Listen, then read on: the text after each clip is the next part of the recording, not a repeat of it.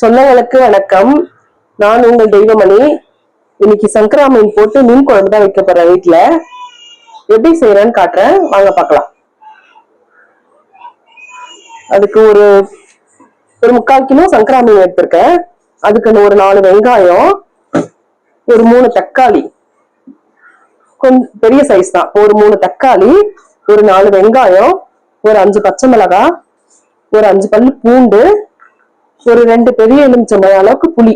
கொஞ்சம் புளி நிறைய இருந்தாதான் நல்லா காரசாரமா நல்லா இருக்கும் மீன் குழம்பு. இந்த அளவு புளி எடுத்துக்கங்க. புளியை தண்ணி ஊற்றி ஊற வச்சுக்கலாம்.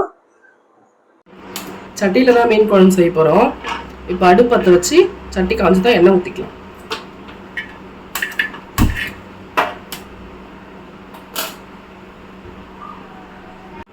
சட்டி காஞ்சிருச்சு, எண்ணெய் ஊத்திக்கலாம்.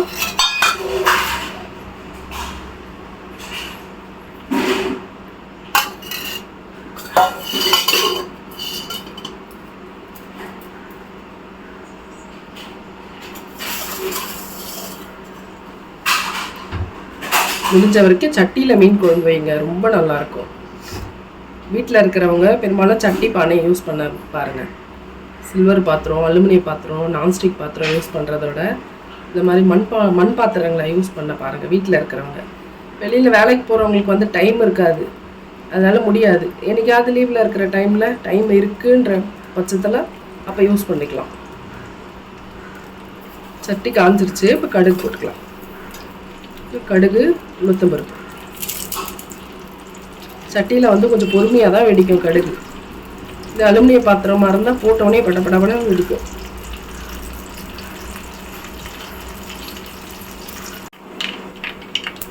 கடுகு வெடிக்குது.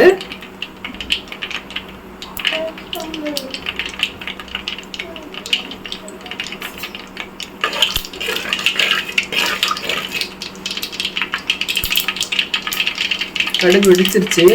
இப்போ ஒரு 5 பல்லு பூண்டு,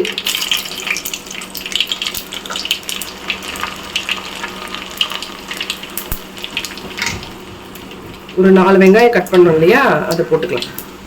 பூண்டு கொஞ்சம் பொரிஞ்சிருச்சு, வெங்காயம் போட்டுக்கலாம்.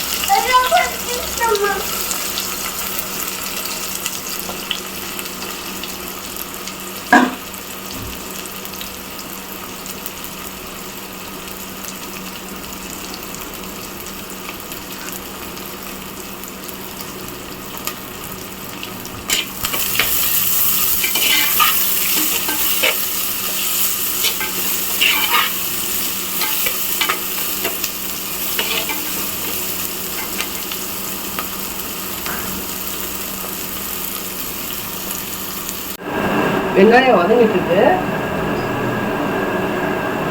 ஒரு 4-5 பச்சை மிளகாய் எடுத்து வச்சிடல, இதை கீறி வச்சிருக்கேன், இதை போட்டுக்கலாம். கொஞ்சமா கருவேப்பிலை இப்படி இனிக்கி போட்டுக்கலாம்.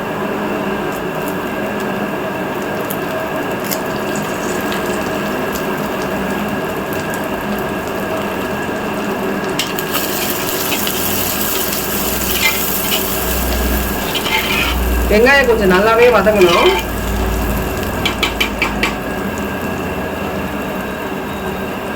மீன் குழம்பு இப்படி வதக்கியும் வைக்கலாம்.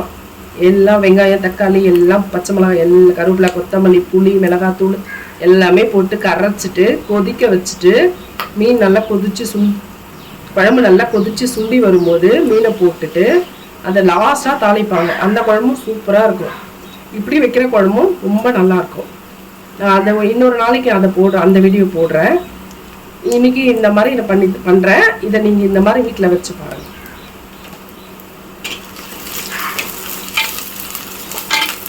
இது கொஞ்சம் வெங்காயம் நல்லா கொஞ்சம் பொன்னிறமா வதங்கணும். அதான் குழம்பு ஒரு மாதிரி தேன் கலர்ல வரும்.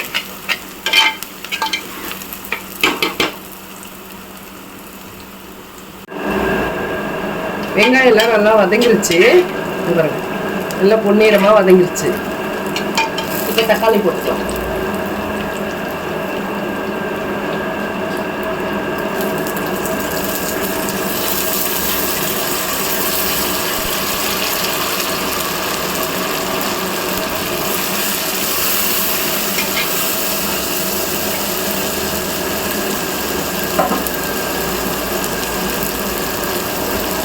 இப்போ தக்காளி வதங்குறதுக்கு நம்ம மீன் குழம்பு தேவையான உப்பை இதையோட சேர்த்துடலாம்.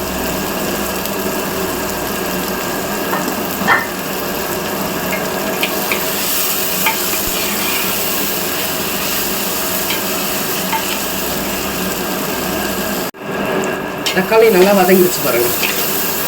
நல்ல வெங்காயம் தக்காளி எல்லாமே நல்லா வதங்கிடுச்சு. மிளகாத்தூள் போட்டுக்கலாம். வீட்டில் அரைச்ச குழம்பு மிளகாத்தூள் தான் சேர்க்குறேன். 3/4 கிலோ மீன் எடுத்துருக்கோம். கொஞ்சம் காரமாக இருந்தால் தான் நல்லா இருக்கும் குழம்பு. ஒரு 4 ஸ்பூன் போட்டுக்கலாம் மிளகாத்தூள். இந்த சரி கொஞ்சம் நார்மல் ஸ்பூன் தான், இல்லை ஒரு 4 ஸ்பூன்.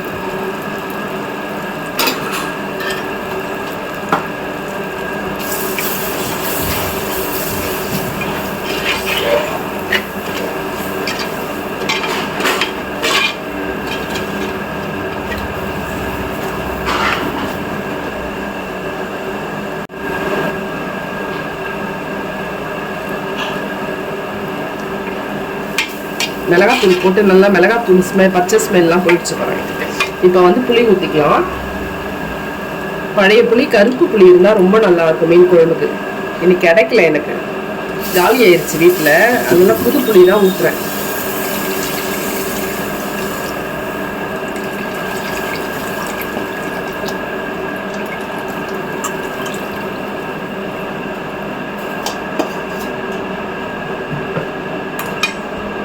தேவையான அளவு தண்ணி ஊற்றிக்கலாம்.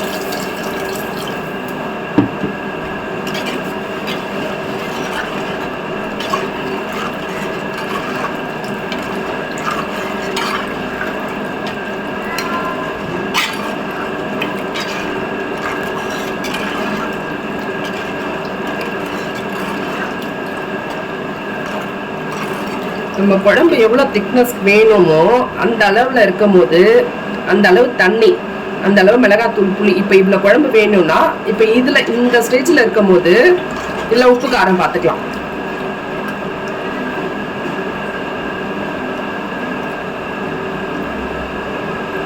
எல்லாமே சூப்பராக இருக்கு. இப்போ இந்த அளவு நமக்கு குழம்பு வேணும். இதில் எல்லாமே கரெக்டாக இருக்கு. இப்போ குழம்பு கொதிக்கிறதுக்கு தண்ணி வேணும் இல்லையா, அந்த தண்ணி இப்போ ஊற்றிக்கணும்.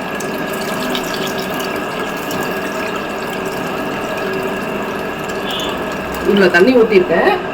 இது நல்லா கொதிச்சு நம்ம முதல்ல இருந்தது பாருங்க, அந்த அளவு குழம்பு வரும்.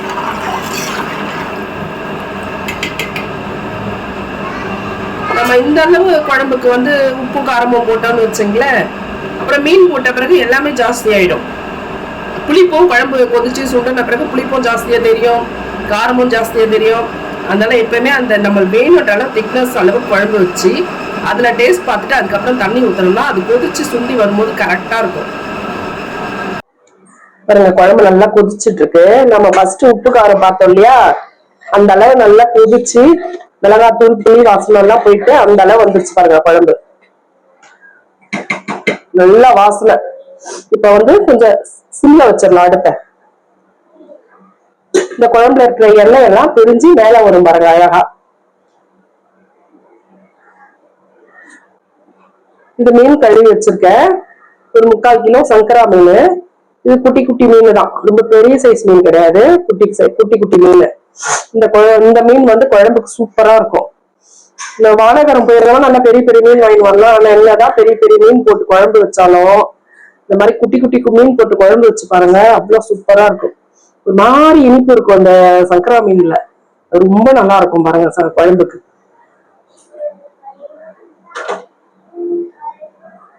பாருங்க அந்த எண்ணெய் எல்லாம் தெரியுது பாருங்க அழகா குழம்புல, சூப்பரா. குழம்பு கொதிச்சு நல்லா எண்ணெய்லாம் பிரிஞ்சு வந்துச்சு பாருங்க. இப்போ கரண்டி போட்டு கொஞ்சம் கலந்து விட்டுக்கலாம். ஏன்னா மீன் போட்ட பிறகு அடி பிடிக்கும், அதெல்லாம் கரண்டி போட்டு கலந்துட்டு அதுக்கப்புறம் மீன் எல்லாம் போட்டுக்கலாம். பாருங்க எண்ணெய் தண்ணியெல்லாம் நல்லா வடித்து வச்சுருக்கேன் மீனை. இப்போ போட்டுக்கலாம். இந்த மாதிரி குட்டி குட்டி மீன் குழம்பு ரொம்ப டேஸ்ட்டாக இருக்கும் பெரிய மீனை விட. இப்போ அடுப்பை கொஞ்சம் சிம்மில் வச்சுக்கலாம். கலரி விடாதீங்க, சும்மா லைட்டாக அப்படியே விட்டுருங்க. ஒரு 10 நிமிஷம் அப்படியே சிம்லேயே வச்சு விட்டோம்னா மீன் பொறுமையாக வேகும். மீன் போட்டு மீன் வெந்துன்னு இருக்குது. இப்போ கொத்தமல்லி போட்டுக்கலாம்.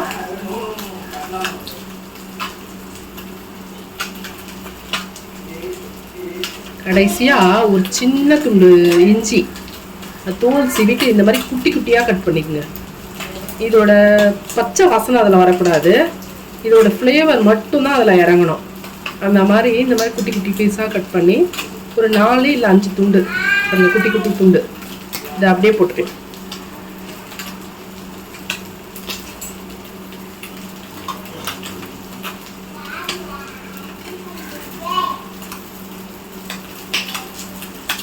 மீன் வெந்துருச்சு, நல்லா ஆஃப் பண்ணிக்கலாம்.